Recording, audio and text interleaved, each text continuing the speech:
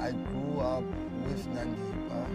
She is my sister, and we were born in the former Transkei. Then later in 1994, my parents migrated, if I can say, to KZN, the south coast of KZN, which is Port Edward, the first town when you enter KZN, because there was better infrastructure and schools. So I'm born of three siblings. We are four. There's four of us, including myself. I've got an older sister, then it's me, then Nandipha comes after me, then it's my little brother. So the reason my parents left the Transkei, as everyone would know, the history of South Africa, that it was a part of the homeland system and an autonomous area which didn't do as well as the other parts of the so-called South Africa at that time, pre-94. So my parents are both educators by profession.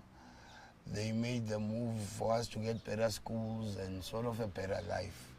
And that's the reason we moved to Port Edward. I think I was 8 years old and Nandipha was 6 years old, because we are 2 years apart. And my older sister is about 6 years older than me. And my little brother at the time we moved, he was barely 2 years old. So we made the move to the ocean, which is Port Edward is situated by the ocean. And we were one of the first, if not the first black people to live there. So you can imagine the whole transition during post-apartheid and the so-called Rainbow Nation. So we were part of those first kids to be placed with different races. And we weren't even used to white people that time, but we had to sort of learn a new life. And Nandipha and I were both part of that experience. Even though I'm 2 years older than Nandipha, she was a grade behind me. So I always had the pressure that, hey, I can't fail, because if I fail, she'll catch up with me. So we grew up very close, Nandipha and I. We did gymnastics together and we did karate together. As extramural activities. And Nandipha also did ballet, and she was an outstanding hockey player from a very young age, to the extent that she went to represent, I think, first the lower south coast of Natal, and went on to obtain Natal colors in hockey. And she also, as well, in primary school, played chess. Yeah, she was a chess player. She taught me one or few things about chess. Otherwise, I wouldn't know how to even move a pawn or whatever in chess. So that's one of the games or skills she gave me growing up. And Nandipha always wanted to be a doctor from a very young age. I remember when we still lived in the former Transkei, a neighbor of ours who was a distant relative, may he rest in peace, who was my age, took one of Nandipha's dolls, and we pretended that we are in the medical field as well, and we cut it up. It made my mother very mad. And Nandipha crying, and there she was stitching up her doll. So she was always destined to be a doctor. Later on, we went to high school, which is Port Shepstone High School, which is about 44 kilometers away from Port Edward. So we used to commute every day there and back. And she continued to play hockey. Yes, she continued to play hockey in high school. But she was more focused on her studies academically. And she was a student and did double science, which is why she ended up being a doctor. But all in all, we grew up in I would say I enjoyed growing up with Nandipha in Port Edward because as she did chess as extramural activities, I did fishing as an extramural activity. And it was a very beautiful lifestyle. I mean, even at school in primary, there's an event or a natural event that takes place, which is called the sardine run, where sardines come out and out of the ocean. So at school, during school, we would be let out because the beach was not far away, the Port Edward main beach, which is called Silver Beach. It wasn't far from the school. So during the sardine run, the whole school would go to the beach and we'll stuff sardines in our pockets and while wearing uniform. And that's just the culture of the place. Black, white, Indian, all sorts of people in South Africa. Hence it was a multiracial school. So that helped us to sort of know other cultures and develop different friendships from people that live totally different lives from us, as we're black people, and getting to know the different races of South Africa. So going forward, we went to the Port Shepstone High School, and as I said, Nanda was very bright, and she loved her science and studied to become a doctor from the beginning. She always wanted to be a doctor. My father, I mean, I'm my father's first son. They tell me that he was very chuffed when I was born in 1986, after my sister, who's 6 years older than me. So my father is a very loving individual generally, not just his kids. Or he loves his next door neighbor's kids, and that's who he is. I think it's the way he was brought up. And my father is a very genuine person, but not to fuck around with. You know what I mean? You don't fuck around with my father. He's a genuine person, a nice person, but also a semi-strict person. And my father loves and always has loved his daughters, you know.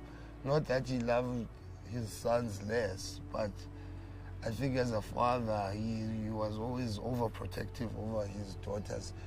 And my sisters never got the same punishment as me, obviously, because they were, if I can say, good people. And I was a child. So, yeah, I remember one time, excuse me, I remember one time my older sister and I were fighting over a simple salad, a green salad. So I wanted to make a sandwich from the salad and stuff. And she's like, no, that's for when I dish up whatever.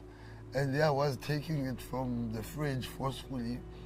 And so we're struggling and quarreling. And then I ended up punching her.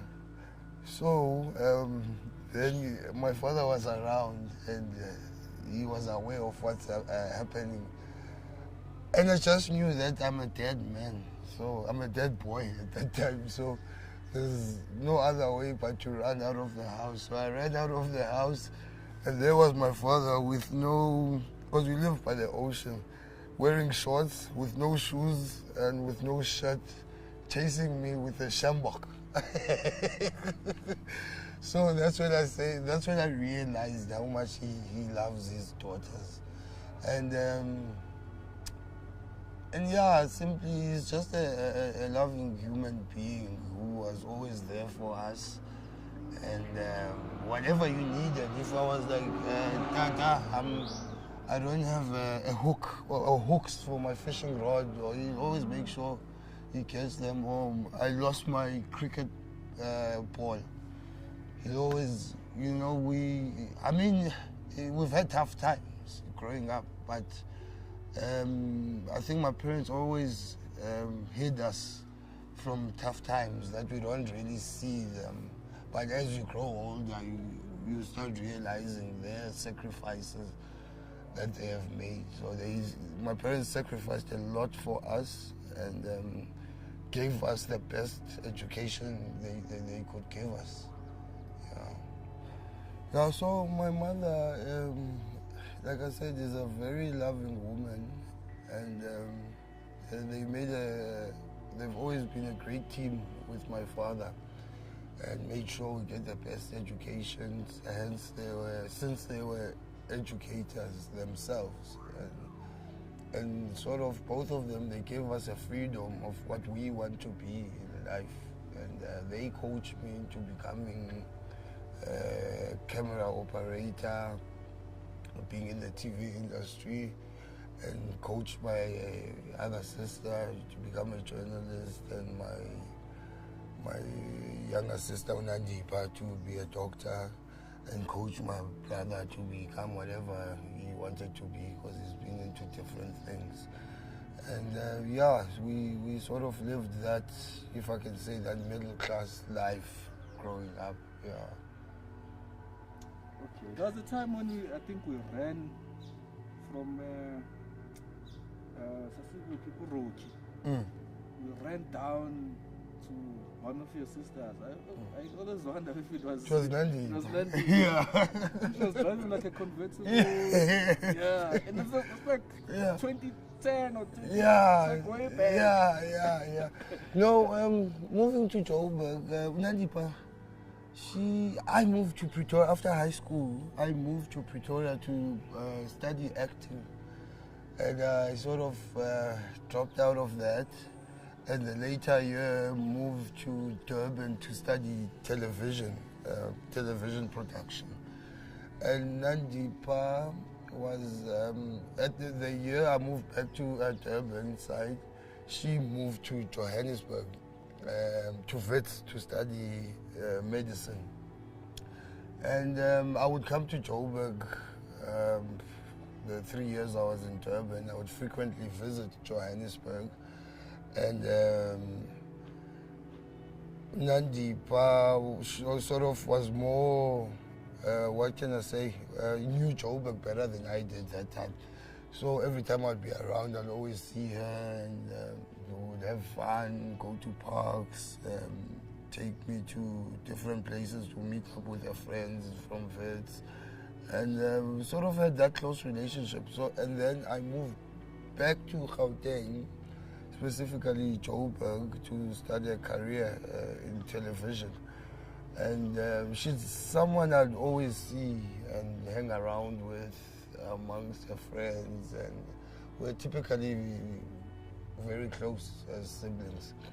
And my older sister was also in Johannesburg, so we'd meet up with extended family, and Nandipha would be sort of someone you share things with, and we're very close, in fact, and including my other sister as well.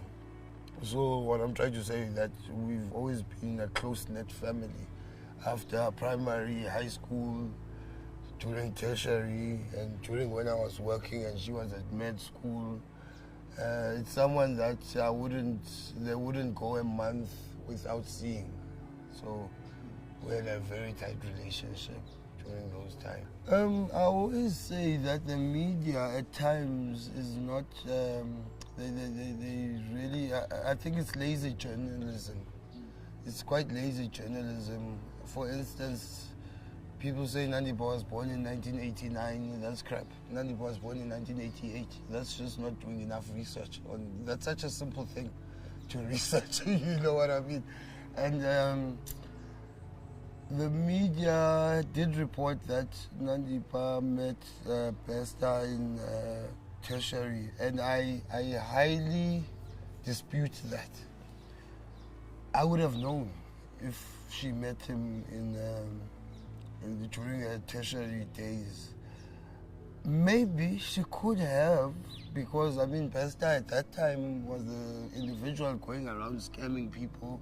I mean, there's times when he lied to his peers, saying he's gonna bring Jay-Z to South Africa, and actually sold tickets. At a young age, actually sold tickets. So maybe they could have met, but they did not have a relationship, because I mean, during that time she was in tertiary. That's the time later on, during those years, that she met her husband, who comes from the same area as us, but met him in Joburg, and he was a doctor at the time. They had a relationship which developed to them getting married and having two beautiful girls. So I think not enough homework was done on Nandipha by media practitioners.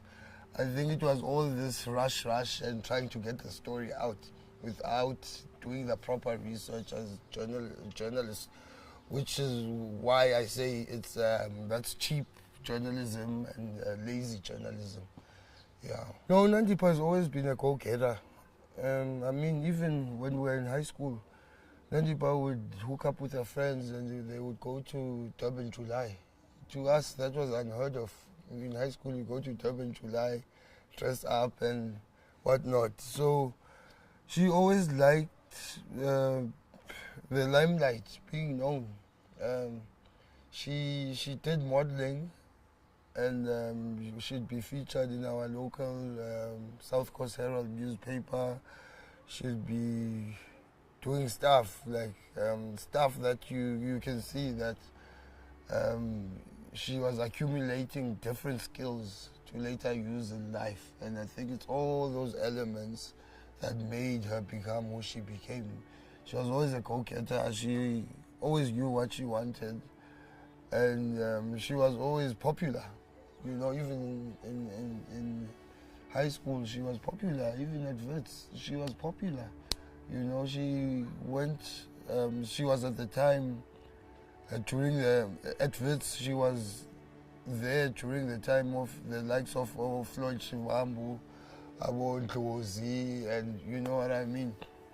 And she was known amongst that space, you know. And the names I've just mentioned now are people that have become prominent members of our society in South Africa. So she was amongst those people. And there was no doubt that Nandipha will always be successful and get one. She could have become anything she wanted to become. There was no doubt about that. Yeah. In tertiary, the things that made her popular, I think it's just simply her personality. I think her personality and that go-getter attitude of wanting to know who's who, and you know, that's what made her popular.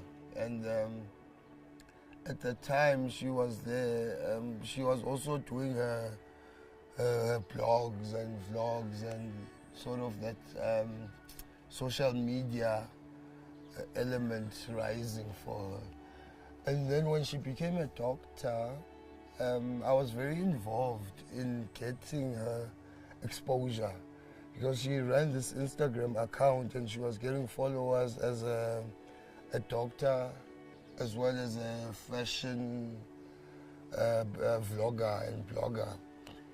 So at the time I was working for CNBC Africa, and CNBC Africa is a sister company with Forbes magazine.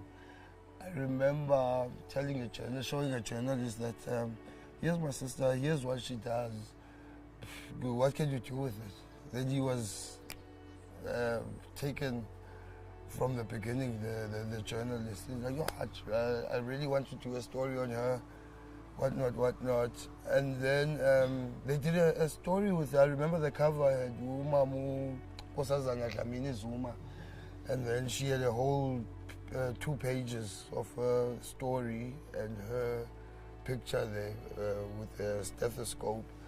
That time she was I think she was interning at Edenvale Hospital at that time. So they went through, interviewed her, and the issue was out. And she thanked me greatly for that, because I mean that's Forbes magazine, you know. And from there, I also hooked her up with CNBC Africa, getting her interviews at at the Joburg Fashion Week, or you know, I always made sure that whoever I'm shooting the show with, it's not nepotism, but it's hustling for your sister. I always make sure that she gets an interview, gets exposure, and her star started to shine brighter. You know, she really grew, and she worked very hard in her public image and getting her story out of. So fast forward years later, while I was working for an international company, a Chinese broadcast station from China, as a freelancer, and I was doing really great. Then COVID hit, and when COVID hit, it's pay as you work as a freelancer, and China was hit first. And when China was hit first, they closed down offices, and we couldn't actually submit or shoot stories to send to China. So that became, it crippled me financially, and you know, and my wife wasn't working at the time. And so I was about to lose a place, and then my dad said, instead of losing a place, Nandi was running different property businesses, and there's a house in Hyde Park. He'll talk to her, and we go live there with my little one and my wife in the cottage at the Hyde Park mansion, which is a street away from the president's house. And so she was reluctant. Which president? Cyril Ramaphosa, yes. And she was reluctant to get us there, but for us to live there. But I think my dad sort of, you know, talked to her, and she felt like she didn't want to disappoint my dad, you know, and both my parents. So she agreed, and we went to live at the cottage, which we lived there for about 3 months. And that time there was an individual, before that time, while I was about to lose a place, she introduced me to an individual by the name of Tiki Nkwana, who apparently lived in America, in New York City. And so she was like, yeah, this person is very highly connected in the media space, and yeah, good for you. He'll hook you up, and you can be, don't you want to earn this amount of money, which was big bucks, you know, more than the 100K limit, you know. I was like, yeah, why not? I did a lot of business with Thabo Bester. Thabo Bester used to put money in my account, big money. And I used to pay people. I used to hire people, pay them. When I knew him by the name of TK Nkwana, living in New York City. I did a lot of stuff. He used to send me everywhere to go shoot, and brilliant mind, very brilliant mind. For instance, I went to shoot with Dr. Pesci, who as well, there was a claim that Nanda was using one of her passports or whatever, a prominent doctor of the heart.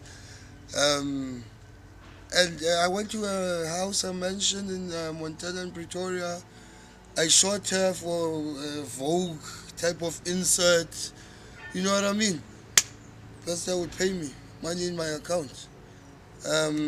Doctors Network, Nandipha had a Doctors Network event with high-profile doctors like Michael Moll, the late Dr. Van Zyl, and many other known doctors, you know, to try and sort of have a network of trying to uplift upcoming junior doctors as well. And I used to organize the whole media show, the whole from cameraman to editor to streaming it, and money in my account. Yeah. That man, when you say I'm short of this, I'm doing this, he will pay. Ping in your account. It's not my business where the money came from, whatever. I didn't know at the time. You know what I mean? Where do you think it came from now? Now, I just think he had many fraudulent business ventures, and it worked for him. He made a lot of millions. You know what I mean? He made a lot of money, Tabo. And every time you're talking to Tiki Mkwana, it's either he's got a wall behind him or he's lying on his bed on a video call, unshaved, and I started getting worried. And when he would send me stuff, maybe I'm preparing for a presentation or whatever, the jobs he was promising, his style of writing, no grammar, a bad grammar, no full stops, no commas, it's just a whole essay, and you can't really make sense. Wow, what the fuck is going on here, and then I started having my doubts, and then were there any other red flags? There were red flags. For instance, this guy we hardly knew him, we've never met him. We knew him as Nandipha's business partner and business mentor. He's in New York. But then you start picking up that this person is not in New York. You know what I mean?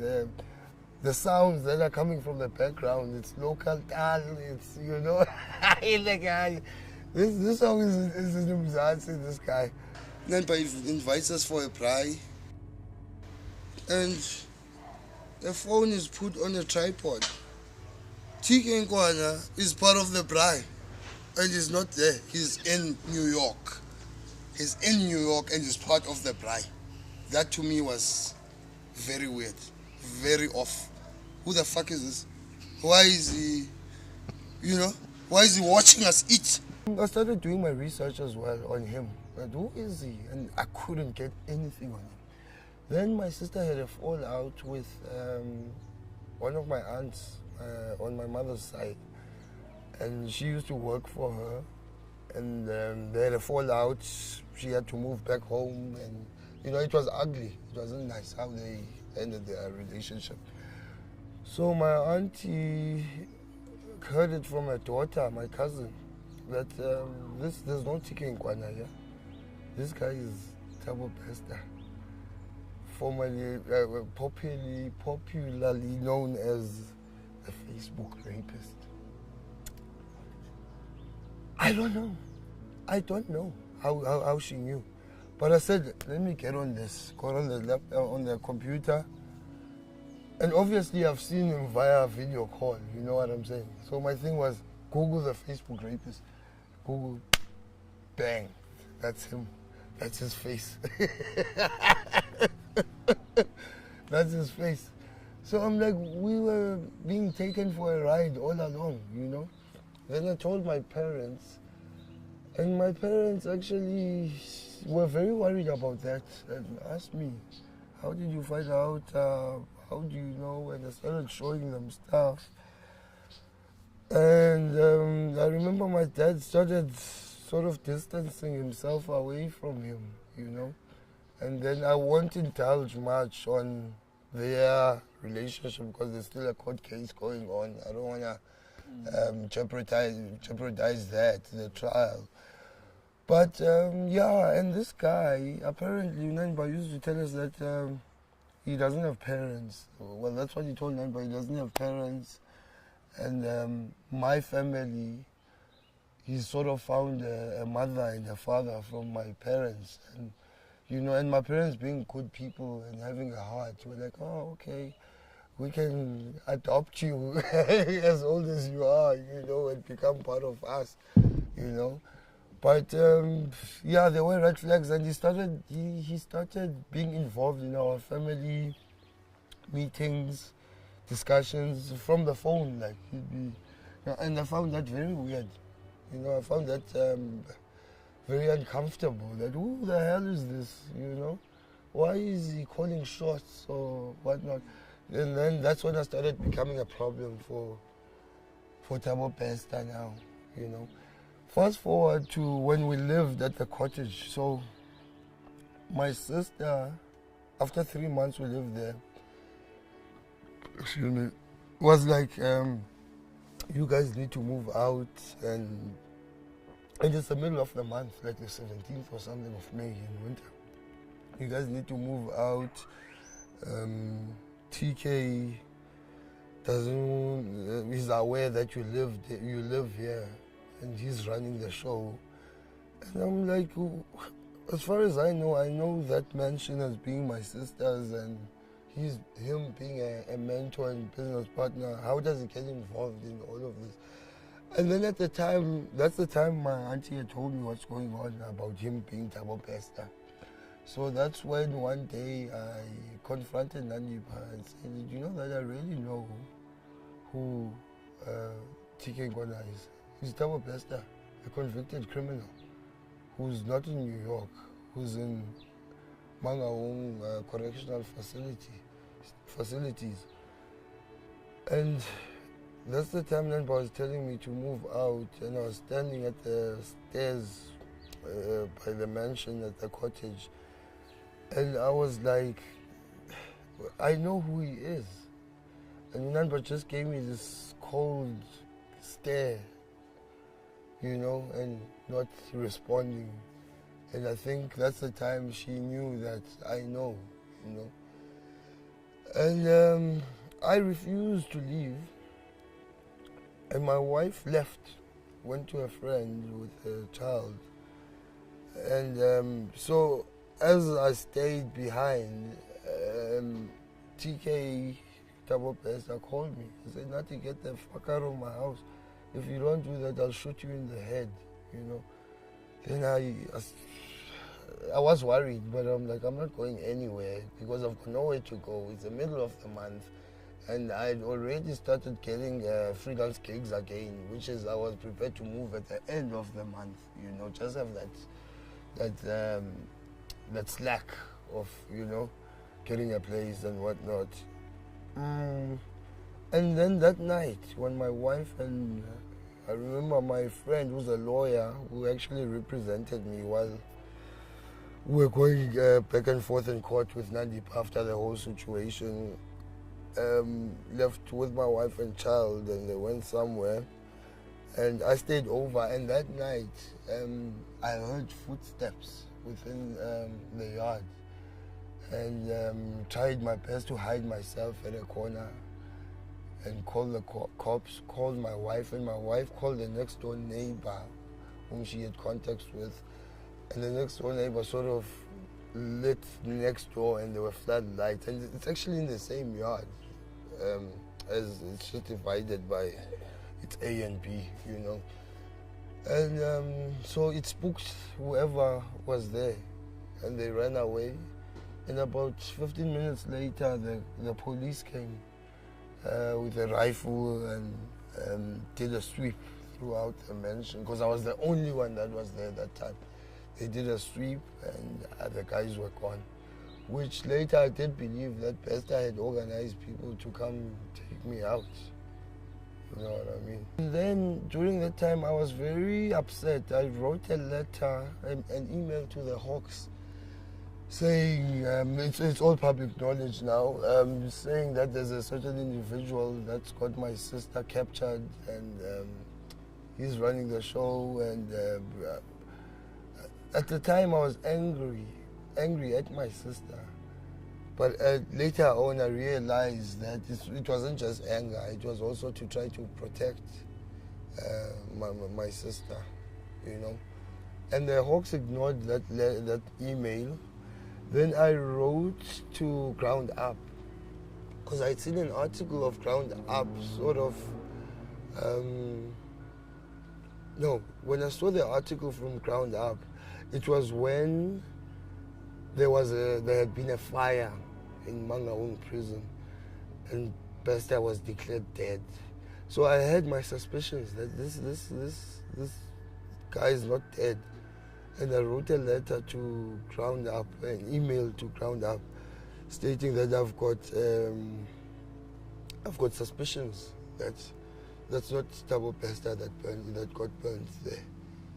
It is someone else. Because in the article I had read that they did have their doubts as well. And sort of it corresponded with my doubts. And sent them the email and they said, I will look up, follow it up. And they did. And autopsy results were leaked to Crown Media.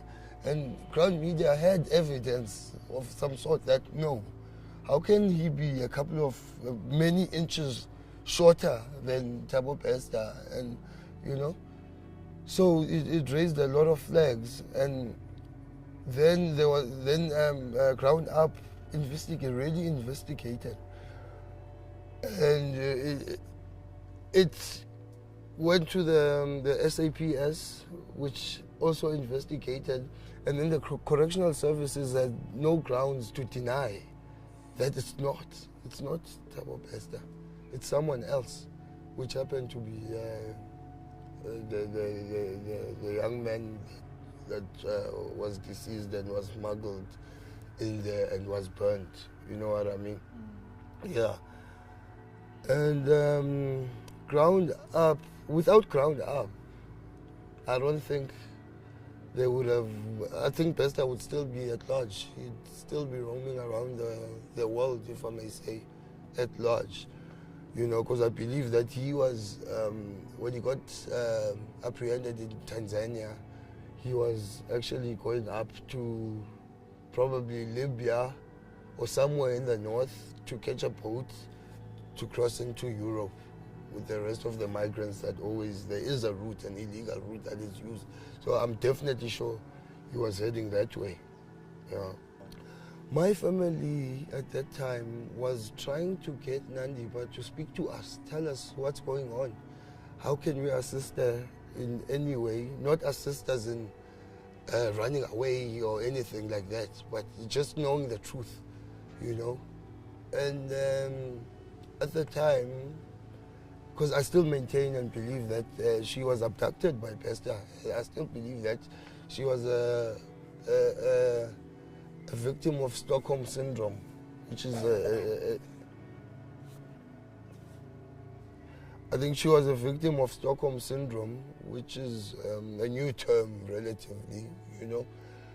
And What does it mean? the Stockholm Syndrome, it's when you get abducted and the person that has abducted you sort of plays in your mind and brainwashes you into believing and having sympathy for that individual and possibly even falling in love with that individual.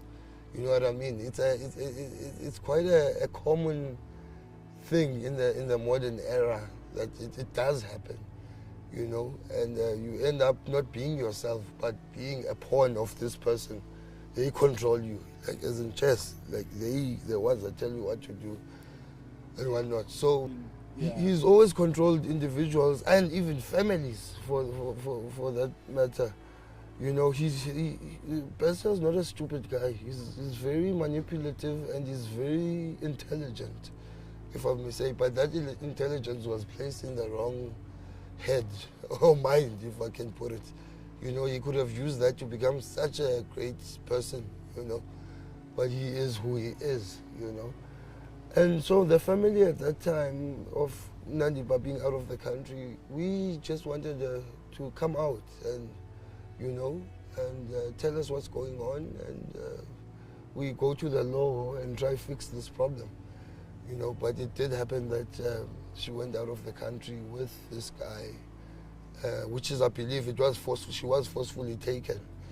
I believe she was forcefully taken, and because you can force a person in many ways. You can force a person physically, you can force a person mentally, and I think it's, you know, and he was a dangerous guy. He is a dangerous guy. I mean, there were voice notes which are authentic, which are very original, of Bester threatening to take Nandipha's life, and to take her husband's life, the doctor. You know what I mean? So she was in a situation, I believe. And I remember having an interview with ENCA, and besides trying to get the story, they also tried to incriminate me by saying that I took I extorted nandipha over 100,000 rand, which is, I didn't deny that. I said, yes, I was emotional, I did it, I was intoxicated, and it went through the court of law, and the case was dropped. You know, that was just also sensational journalism by Slindelo Masekana. I will call her name, I'm not scared of her, or ETV, or ENCA. And then Uslindelo Masekana went on to trick and trap my dad on an interview, a phone call. Because she asked, well, do you know where Nandipha's whereabouts are? My dad simply replied, no, we are aware of what's going on in Joburg, because they had moved back to Port Edward after they stayed there from a place that Nandipha had organized. And then Nandipha told them to go and not ask questions. And you know, the elderly people, that's what they did. And they trusted their daughter. And then Uslindelo Masekana goes and traps my father, saying that, no, and the way it came out, you know, I want people to really go back to that clip and listen to what my father was saying. My father said, we know, we are aware of what's going on in Joburg, and we don't want her to be found, you know. But they took it into a different context, as if he's trying to hide her away from the law. But my father was saying the situation is so dire that we don't know who's looking for Nandipha. Can she be killed or whatnot? That's what he meant. And Oslindelo Masekana today, they're getting awards because there's a claim that she even got to speak to Nandipha's father, got to speak to her brother, and it's all just cheap journalism. And I will say Oslindelo Masekana is a cheap journalist chasing awards and not really covering the story. The people that covered that story properly is Ground Up. They're the ones, you know, and I was working with Ground Up to get Thabo Bester caught. And it just so happens that my sister became a casualty. And she became a casualty because I wanted him to be caught because of the fear that he was gonna use my sister, and when he's done with her, get rid of her, as in killing her. That's Thabo Bester. We know who he is. Everyone knows who he is. You know what I mean? So my sister became a casualty in that form.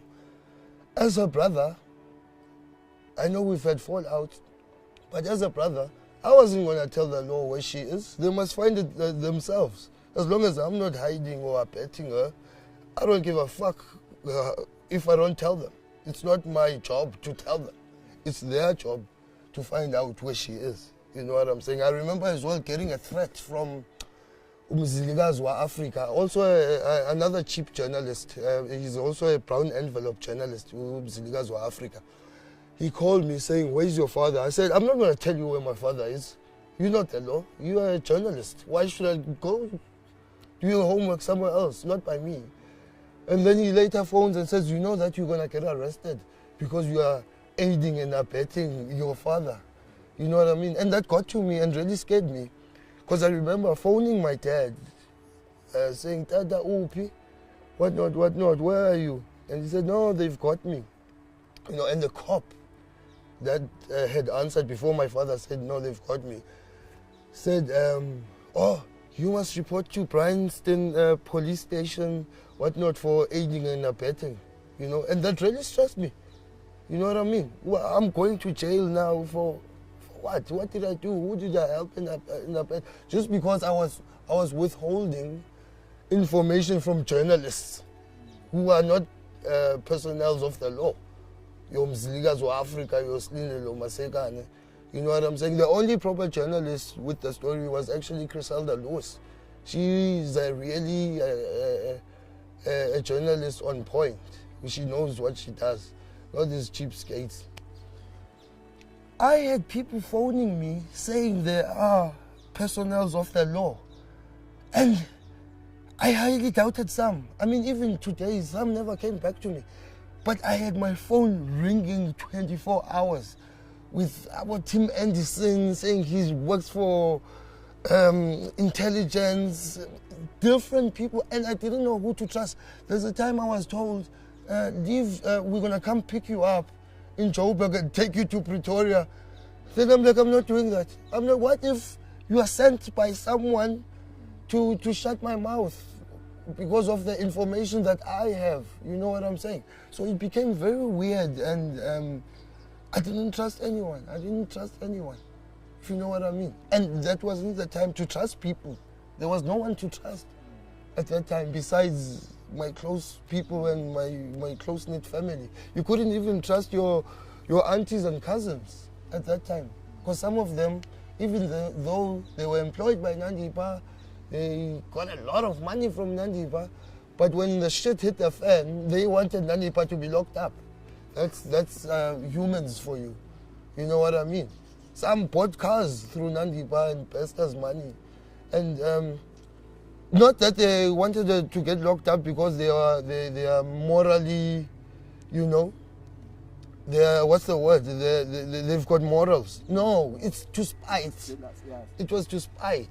There are lazy journalists out there. For instance, there were reports saying that there's a missing gardener and a missing domestic worker at a mansion in Hyde Park. And there's never been, I mean, there were forensics and investigators there, but there were no bodies found. And the media, it was Sunday Times, they didn't come back and say, no, there were no bodies found. You know, that's all just left out there, still painting Nandipha as this evil individual.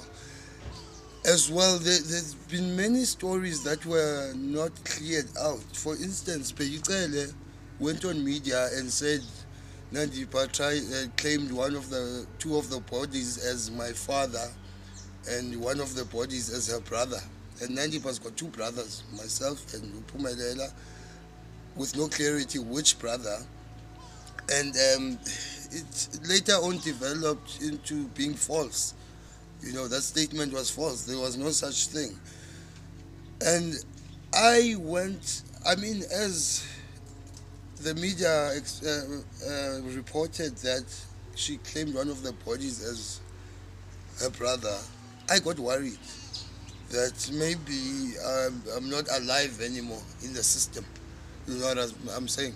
And no one came back to me to say, no, you are alive or whatever. I had to use my media connections to find out whether I'm alive or not at Home Affairs. And the journalist, which I old name, came back to me and said, no, Nati, we called,